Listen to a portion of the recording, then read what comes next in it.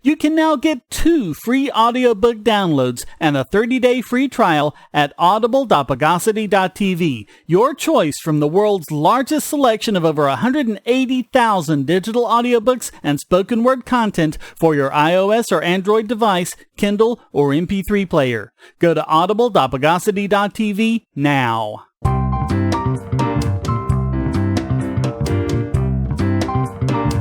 Welcome to the Bogosity podcast for the week of July 15th, 2018. The podcast that ran too long, so they cut it down to 3:05.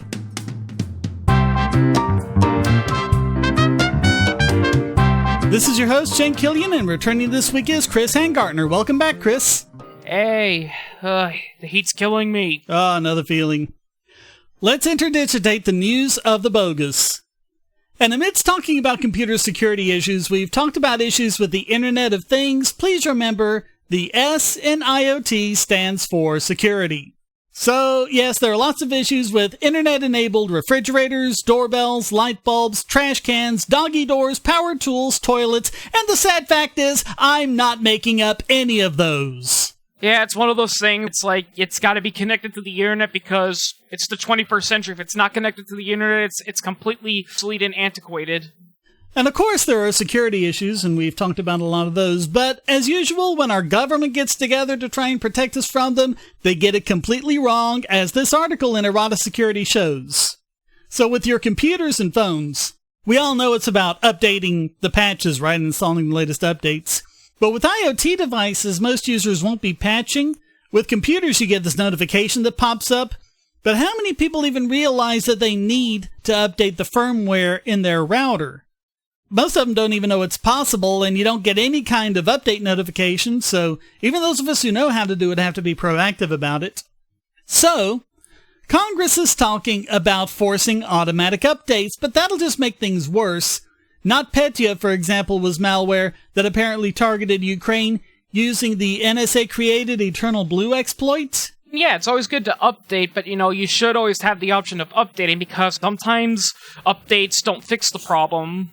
Yeah, and if you're not really up to scratch with your code signing and everything, hackers can kind of slip in their own thing into the update and even disable the real updates. We've seen that before. Yeah, I bet. And I mean, even when the issue is IoT malware based on vulnerabilities like Mirai, we're not talking about accidental bugs, whoops, here's a security issue that needs to be patched.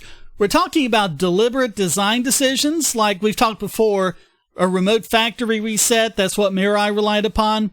Or we also covered factory hard-coded admin passwords that cannot be changed. Yeah. So they don't really understand the security issues, but these attempts also suffer from the same hubris as pretty much all government legislation. As Robert Graham writes, quote, "All this policy talk is premised on things being static unless government takes action.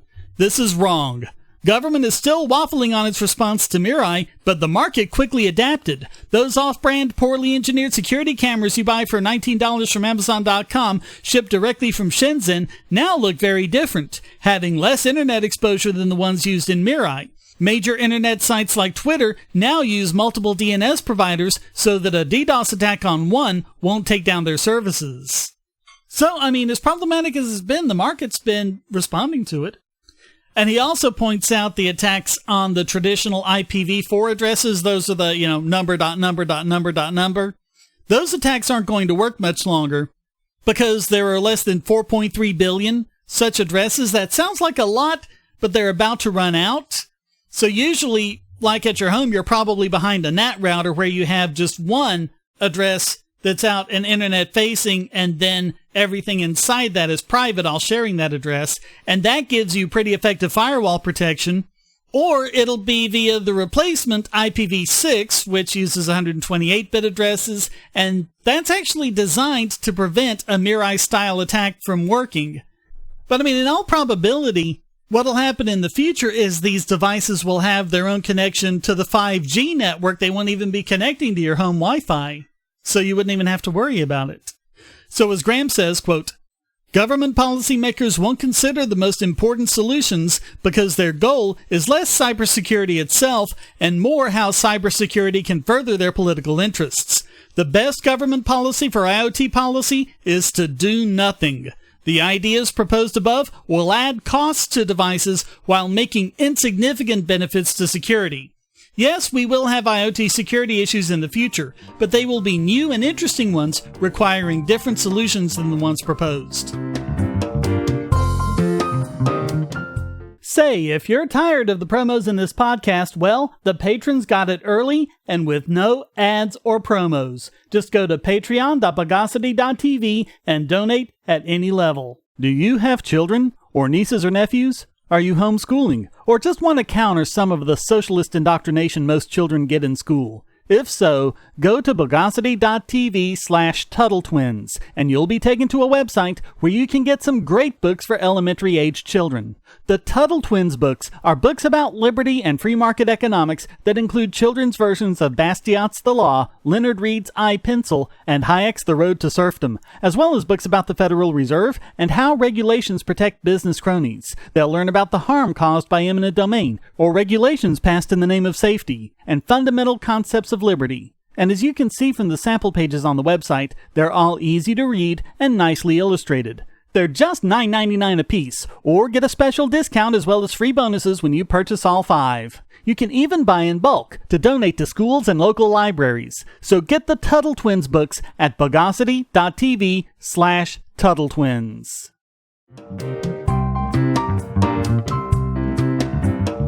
Well, we have another story on the erosion of Fourth Amendment protections when it comes to your smart devices. Unlocking your phone for police is like giving them permission to go through your entire house and all of its documents, all of your bank accounts, and everything else you use and are connected to. Yet the courts keep allowing police to search through these devices on the flimsiest of excuses. Yeah, it's funny you mentioned the Fourth Amendment, because I had this weird conversation with a friend one time, and they were talking about amendments, and one person said, I mean, what's the point of the Fourth Amendment? I mean, if an invading army takes over the Constitution, and I explained, that's not for the army, that's for domestic government. Well, case in point, Florida man William Montanez was jailed for refusing to unlock his phone. His initial offense? A traffic violation. He didn't come to a complete stop before moving from a driveway onto a road. It's like what I told some coworkers a while ago. There's laws that no matter how minute they are, if you fight them long enough, it's going to result with you going to jail or getting shot. So the officer wanted to search Montanez's car, something that absolutely is not called for in a traffic stop. Montanez refused, which, despite what cops tell you, is perfectly within your rights to do, and they also are not allowed to consider such a refusal to be reason for suspicion. So, with no probable cause and no way to get a warrant, the officer did what they all seem to resort to. They got permission from a dog. Yeah, those dogs that work but don't work. Yeah, we've gone into the problems with those. They pretty much always alert the officer because they're almost universally praised when they do so. Yeah. So the dog alerted, and that gave him permission to search, whereupon he found a small amount of marijuana and a firearm belonging to Montanez's mother. Now, that still does not give them probable cause to search his phone, and yet his refusal to unlock his phone landed Montanez in court. According to Montanez's lawyer, this was a complete fishing expedition. Quote, "There is no information that the state can show until I can challenge the warrant itself that says, hey, what's on these 2 cell phones are directly related to a possession of misdemeanor marijuana." Yeah. I honestly don't understand why the cops are so obsessed with getting your phones, because as we pointed out, if he was using a phone for criminal intentions, unless he was like a lowlife using his phone, he'd be using, one of those disposable phones that you use for like a few hours, then wants to destroy them. You're pretending that they're good actors. I mean, they love having this treasure trove just to rifle through and look for whatever. I mean, yeah. It's a power trip. It's a sickness. There's actually been some police whistleblowers that have said that police don't do that because they're pigs. They're just, anyone does it when you're given so much power and you're not held accountable. It's like the Stanford prison experiment. Yep. And the worst that happens to them is they'll just be put on temporary leave. That's sending the signal to their cops saying, look, you can get away with all the stuff you want because you're not going to get punished for it. And if you do, it's basically just a slap on the wrist. It's a paid vacation. Yeah, you don't go to jail, you don't have to pay a fine, you don't even get fired. But all the same, Judge Gregory Holder decided to ignore his oath of office and demand that the phones be unlocked.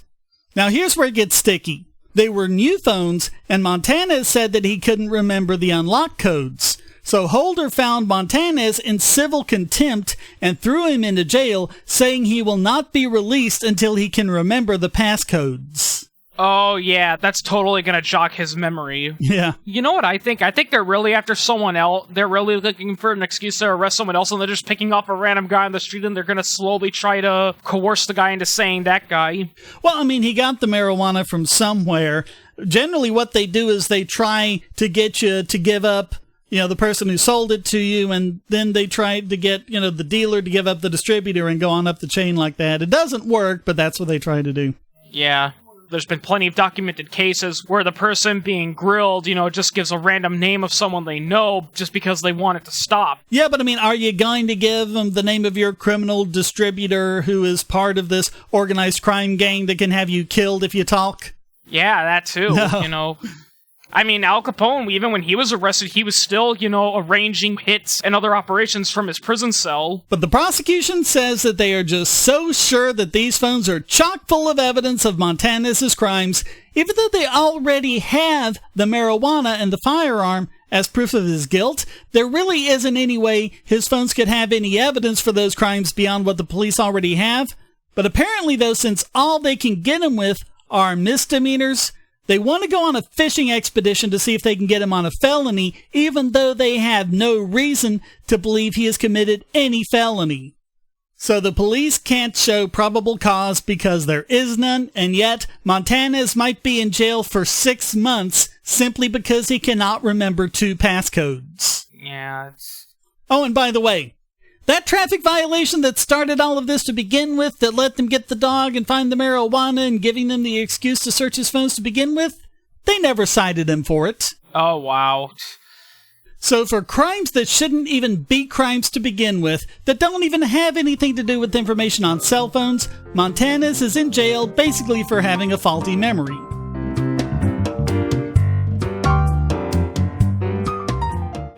If you're on the Wi-Fi in a coffee shop or hotel, anyone on that network can get your traffic. Do you really trust all of those strangers? For that matter, do you really trust your ISP? A VPN can protect you from prying eyes, disguise your location, and even foil government censors. It's essential in this day and age, so go to vpn.bogosity.tv and you'll be taken to BoxPN. Starting at just $2.99 a month, you can get unlimited high-speed connections to VPN servers all over the world, and they don't log connections, so your privacy is assured. Traveling abroad, just VPN home, and don't worry about what those other governments are doing. Back at home, stop your ISP from traffic shaping and messing with the quality internet access you're paying good money for. You can connect from multiple machines at once, including your smartphone or tablet, and it supports all the secure standards, including OpenVPN and SSTP.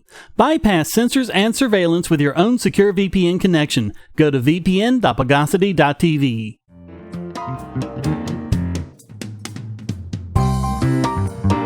Do we need any more evidence that every single excuse given for the existence of copyright is a complete fraud? Apparently we do, but the fact is the reasons why we supposedly need copyright were never an issue, at least according to Texas A&M law professor Glenn Lunny Jr. Supposedly, copyright protections ensure that artists get paid, and that gives the incentives for artists to produce more. But as we pointed out in the past, exactly the opposite is the case. And that's why there was so much more classical music coming out of Germany than England. For example, England had strong copyright protections for musical compositions. Germany had none at all. And not to mention, there's many famous, cartoon characters and all that everyone thinks were created by groups like Disney and all that, but in real life they were created by independent, animators. But a lot of those companies have these copyright rules that say, if you work for us, everything you write down is ours and not yours. Yeah, Walt Disney never drew Mickey Mouse. Walt Disney could not draw. It was UB-Works that created Mickey Mouse. Now, many people think, put the blame on the greedy corporations, but at the end of the day, it's the law that's the problem. If we had no copyright laws, the corporations and the artists would have to come to some mutual agreement because the corporations wouldn't have the law on their side. Back when the DMCA was passed, Lunny declared it would be the death of copyright since the DMCA serves the interests of large monopolies and cartels, not independent creators, killing the true purpose of copyright. Now he's changed his mind. He says that copyright was never there to support independent creators and promote the public interest. It was always for the sake of large monopolies and cartels. Actually, according to the history of copyright, it wasn't even to protect large publishing monopolies. It was originally done as a form of censoring media without actually doing it. It was done in more enlightened countries that wanted to introduce censorship, but they had to establish themselves to be anti-censorship places. So they're like, well, what are we going to do? How can we censor books and stuff we don't like without actually censoring it? So they basically teamed up with a few publishing guilds and all that, and they'll say, okay, we'll pass these strict copyright laws, and the pro-government copyright guilds, would file all these copyrights, and then they just go after people they didn't like, claiming, oh, you're violating copyright law. Yeah, but the guilds were a lot behind it, too, because they got the law written where you could only copyright a novel or whatever if you were a guild. The author had no rights whatsoever, as far as copyright was concerned. Yeah. So Lunny looked at inflation-adjusted music sales dating back to the 1950s, and he compared it to a database of Spotify's most streamed tracks. He found that a higher revenue period was no predictor of consumer preference of the music created. In other words, artists making more money doesn't correlate at all with how well people actually like their songs. Oh, yeah. I know you don't want me to bring up Star Wars, but Star Wars is a perfect example of copyright destroying a franchise. Quote, "There is no evidence that more money meant more or better music. To the contrary, when I found a statistically significant correlation, I found that more money meant fewer and lower quality hit songs." And this is just the basic economic concept that being overpaid gives someone an incentive to work less hard. Quote, "These misdirected and excess incentives ensure that our most popular artists are vastly overpaid. By providing these excess incentives, copyright encourages our superstar artists to work less. When revenues were high for the recording industry, as they were in the 1990s, our top artists produced fewer studio albums and fewer Hot 100 hits in the first 10 years of their career. In contrast, when revenues were low, both in the 1960s before the sound recording copyright and in the post-file sharing 2000s, our top artists produced more studio albums and more Hot 100 hits.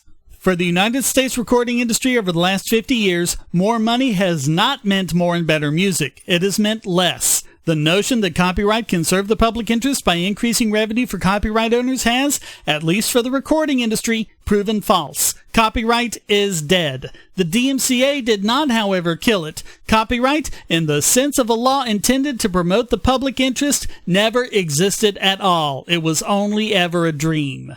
Well, the good news about copyright is that people still figure out ways to give middle fingers. Yeah, but none of it stops copyright from being used judiciously for its real reason for existing, so that large politically connected corporations and cartels can make life difficult for their small competitors and destroy freedom of speech in the process. Yep.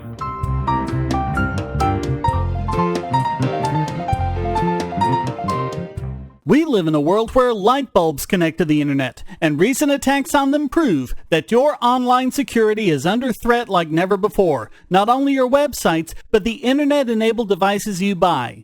And the biggest problem is weak passwords. That's why you need LastPass. LastPass allows you to randomly generate strong, unique passwords on the web and on your internet-enabled devices, all protected by one master password.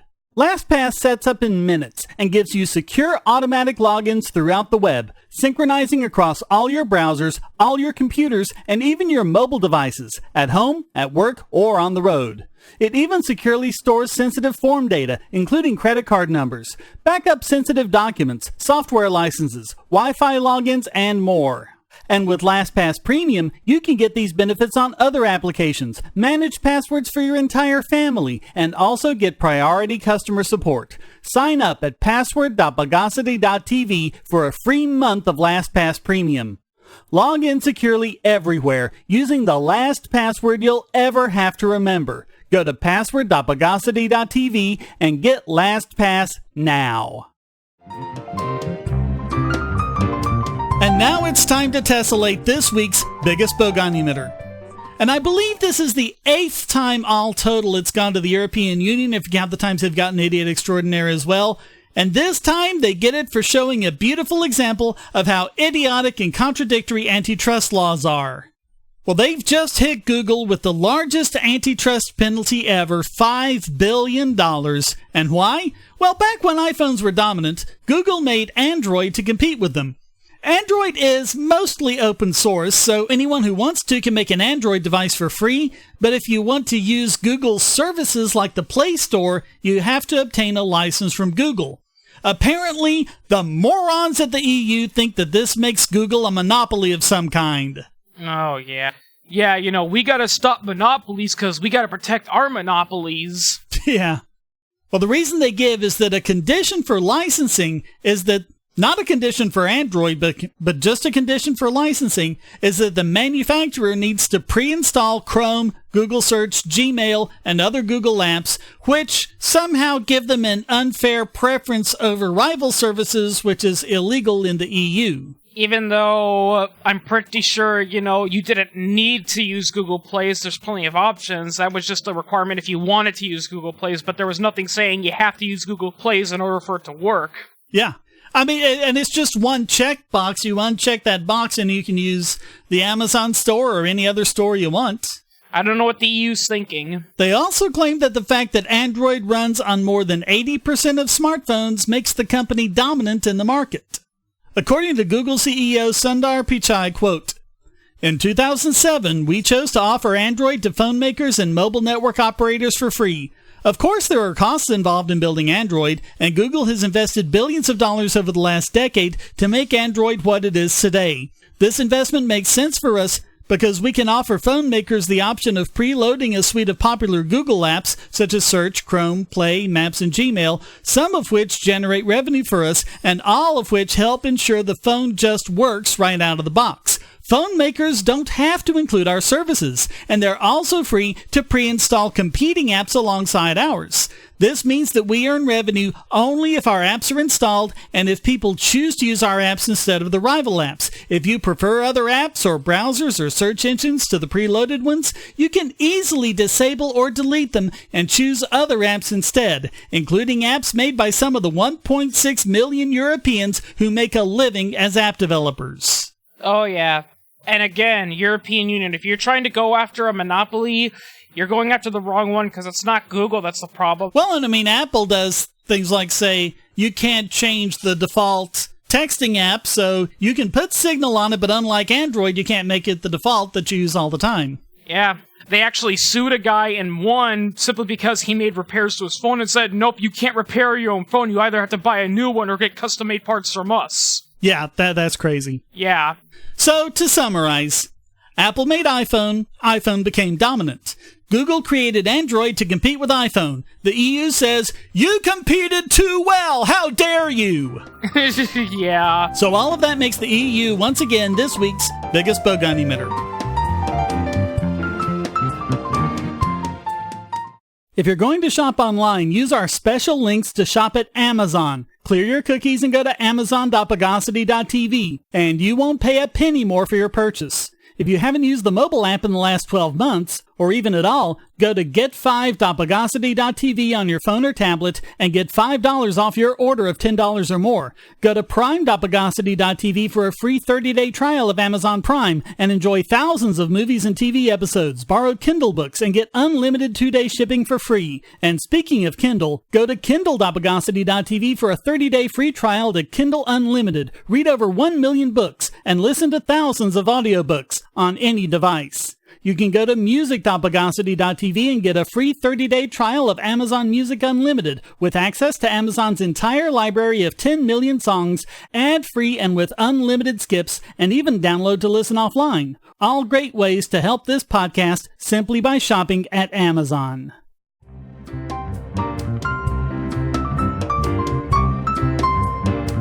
And now let's elaborate this week's Idiot Extraordinaire. And for the second week in a row, it goes to the House Judiciary Committee, only this time it's not just the Democrats. It's all of them in both parties, with one exception, but we'll get to that. So they had yet another hearing which seemed to have nothing to do with any judiciary business and everything to do with grandstanding to the voters. Nothing new there. But this time, it was about the content filtering algorithms of Facebook, Twitter, and Google by people who wouldn't know a computer algorithm if it dumped ice water on their heads. Yeah, it's the thing that really grinds my gears is that people assume that because they're the government, they know what's going on. They don't. Well, basically, government thinks that social media censors too much speech, especially conservative speech, and Democrats don't think they censor enough. And neither one of them understand what these sites are really doing and why, but that didn't stop both sides from wanting to put the screws on them, to force things to do it their way, to mandate the speech they like, and to censor the speech they don't. First Amendment? Never heard of it. Now, to defense, as much as I hate YouTube, for its algorithm for going after, people, with views that are considered quote-unquote right-wing, at the end of the day, they are a private company, and it's their right to do so. My problem is, and this goes back to the government, is because of, and it's kind of goes back to what we were saying earlier, because of all these copyright and trademark laws that the government passes and approves, it's virtually impossible to compete with YouTube. Yeah, YouTube was created by 3 guys in their garage. You wouldn't be able to do that today. Yeah. Well, I'll just read out this bit from Democrat Jamie Raskin, as it's just a microcosm of everything that's wrong with this hearing. Quote, "Clearly, the majority would prefer to focus on made-up threats, fabricated, phony, and inflated threats, instead of the real threats that are facing the United States of America. So today, we resume consideration of the entirely imaginative narrative that social media companies are biased against conservatives, companies, I should add, whose platforms were used to spread vicious Russian propaganda that helped to elect Donald Trump president." Oh, yeah. Talk about no self-awareness. Yeah. And let's be clear, the Russian government is evil. They do engage in nation-state hacking and manipulating of foreign elections, but then again, so does our government. And I don't want to sound like a Donald Trump defender who says, well, Hillary Clinton would have been worse, but I think it was revealed that Clinton had some help from higher-ups, too. Well, just to show no favoritism, I'll include a Republican as well, Matt Gaetz, who, like the rest of the committee, seems to want to make the Section 230 protections we've talked about a thing of the past. After a lot of completely repetitive questioning of Twitter's Nick Pickles about whether or not Section 230 protections apply to Twitter, he said, quote, "So what I want to understand is, if you say, I enjoy rights under the First Amendment, and I'm covered by Section 230, and Section 230 itself says no provider shall be considered the speaker, do you see the tension that creates?" Now, what tension does Gates' deluded brain think there is? Yes, Twitter is protected by the First Amendment for things that they say. Yes, they're protected by Section 230 because they're not speakers of things that other people who are using their service say. And dozens of court cases have ruled that both of them apply to internet companies. The Constitution does not apply to privately owned places. So if a privately owned website or a privately owned place or business, tells you, look, I don't like what you're saying here, get out, you can't waive my freedom of speech. That's only if the government's trying to censor you. So a lot of it seemed to be Democrats getting into histrionics over whether Facebook and the others knew that Russians were using their sites to manipulate the election. The Republicans didn't even seem interested in countering that claim, wanting instead to know what other countries were also trying to manipulate U.S. elections. Yeah, that's not a good move. The Russian hacking election is Russians not helping. What you're supposed to do is say, you're wrong, here's why, and here's the evidence to back it up. There was even a lot of talk about defamation being allowed under Section 230 and how horrible that was. It sounds like they want them to filter defamation the way they filter copyrighted works. But given that copyright filters work as horribly as they do, how are filters supposed to know what's defamation and what isn't? What if you're just roasting someone, Or what if you're saying is true? If it's true, it's not defamation. Yeah, it's like if I tell a story that I said, Donald Trump likes to wear women's underwear, and it's revealed that indeed he does wear women's underwear, he can't sue me for slander because I told the truth. Well, so many times it would be nice if there were one person in the committee willing to stand up for the Constitution. And this time, there was. Now, you might not think this person would be a Democrat, and you really wouldn't think he would be from California. But he's both. Ted Lieu. We've actually praised him a few times before, mostly on tech issues, which he seems to have a pretty good grasp of, which might figure given that he has a degree in computer science. But we've also dinged him a few times. He fell for the net neutrality fraud. He's a supporter of Saudi Arabia, some other things. But today we're happy to give him kudos. He was the lone voice of the Constitution as well as plain rationality when he said, quote, "We're having this ridiculous hearing on the content of speech of private sector companies. It's stupid because there's this thing called the First Amendment. We can't regulate content. The only thing worse than an Alex Jones video is the government trying to tell Google to prevent people from watching the Alex Jones video. We can't do it even if we tried. We can't even do any legislation out of this committee." Lou proceeded to ask questions, quote, "So the American public understands what a dumb hearing this is." And the questions seem like things that libertarians might ask, or free market conservatives, at least conservatives pretending to be free market. He asked if they were private companies with a mandate of maximizing profits for shareholders, and then said, quote, "I noticed all of you talked about your own internal rules, because that's what this should be about. You all get to come up with your own rules, but not because government tells you what to do, or because government says you have to rule this way or that way, and the whole notion that somehow we should be interfering with these platforms from a legislative governmental point of view is an anathema to the First Amendment. And really, it's about the marketplace of ideas." Right on, Lou. Congratulations on being the only person at that hearing who remembers your oath of office. So all of that makes the entire House Judiciary Committee, save Lou, this week's Idiot Extraordinaire.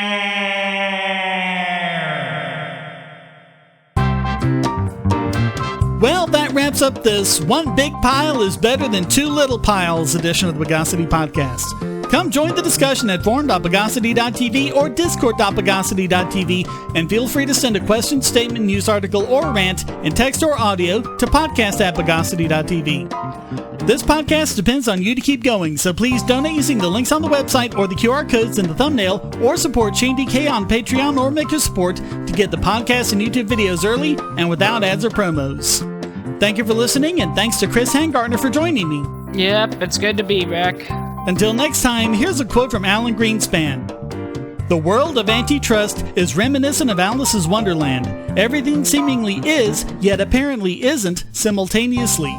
It is a world in which competition is lauded as the basic axiom and guiding principle, yet too much competition is condemned as cutthroat. It is a world in which actions designed to limit competition are branded as criminal when taken by businessmen, yet praised as enlightened when initiated by the government. It is a world in which the law is so vague that businessmen have no way of knowing whether specific actions will be declared illegal until they hear the judge's verdict after the fact." The Bogosity Podcast is licensed under Creative Commons Attribution Non-Commercial No Derivatives 4.0 International License.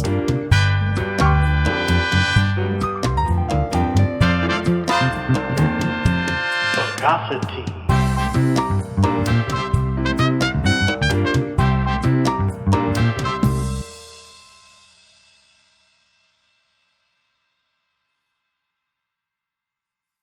Want answers to creationist claims against evolution? Would you like to know more about evolution yourself, or even engage creationists more directly, with actual peer-reviewed sources to back you up?